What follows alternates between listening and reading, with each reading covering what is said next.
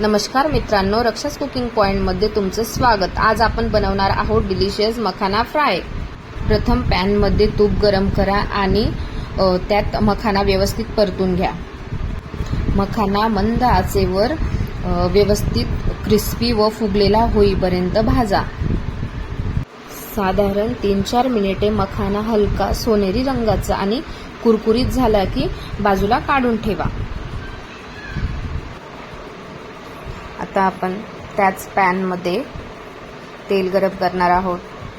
त्यात 1 टेबलस्पून लाल मिर्च पावडर, 1 टेबलस्पून हळदी पावडर, 1 टेबलस्पून धना पावडर, त्यात मॅगी मसाला, चवीनुसार मीठ आणि चाट मसाला। चाट मसाला ऑप्शनल आहे। मिसळा आणि हलकं परता सुगंध येईपर्यंत। भाजलेला मखाना आता त्यात मिसळा।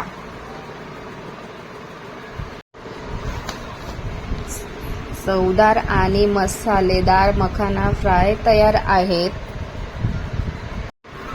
जर तुम्हाला ही रेसिपी आवडली तर व्हिडिओला लाईक करा, सबस्क्राईब करा आणि कमेंटमध्ये सांगायला विसरू नका तुम्हाला पुढे कोणती रेसिपी हवी आहे। धन्यवाद।